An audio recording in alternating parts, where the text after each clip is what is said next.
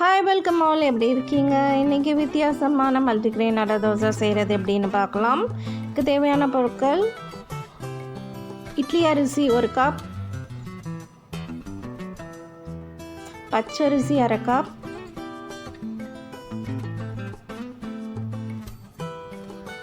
கடலைப்பருப்பு 1/2 கப், துவரம்பருப்பு 1/2 கப்,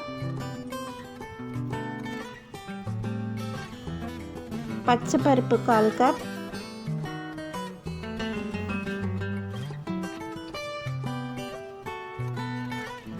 உளுத்தம்பருப்பு 1/4 கப்,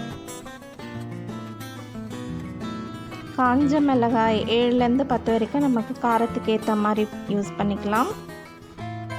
இஞ்சி 1 துண்டு, இதை துருவிக்கலாம். பெருங்காயம் 1 ஸ்பூன், தாளிக்கிறதுக்கு கடுகு, உளுத்தம்பருப்பு, கருவேப்பிலை, சீரகம், எண்ணெய்,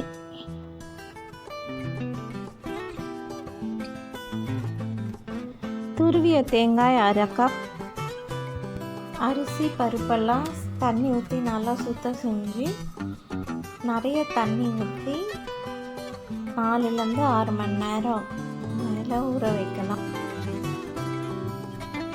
ஊற வச்சதை நல்லா மிக்சியில் போட்டோ இல்லை கிரைண்டர்லேயோ அரைச்சிட்டு, அதாவது நல்லா மையம் அரைக்காமல் குறைன்னு அரைச்சிட்டு அதில் இந்த கடுகு, உளுத்தம்பருப்பு, கருவேப்பிலை, பெருங்காயெல்லாம் தாளித்து போட்டுக்கலாம்.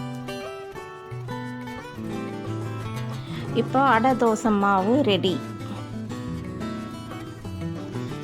இந்த மாவில் துருவிய தேங்காயும் இஞ்சியும் சேர்த்து நல்லா கலக்கி வச்சுக்கலாம்.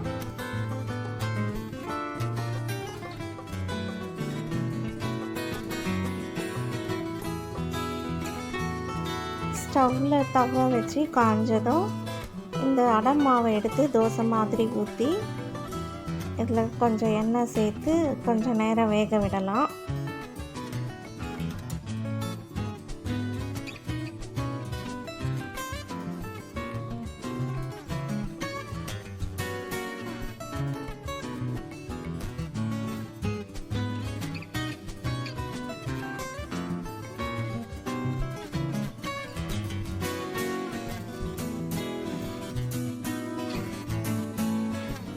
தோசை மாவு வெந்ததும் மறுபக்கம் திருப்பி போட்டு கொஞ்ச நேரம் வைக்கலாம்.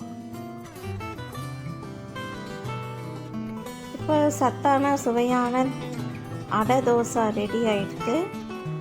இதை தேங்காய் சட்னியோட சுட சுட சாப்பிட்டா ரொம்ப சூப்பராக இருக்கும்.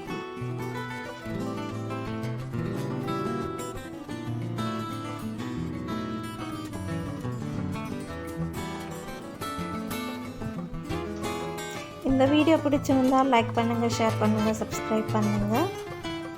தேங்க்யூ ஃபார் வாட்சிங். மீண்டும் அடுத்த வீடியோவில் சந்திப்போம்.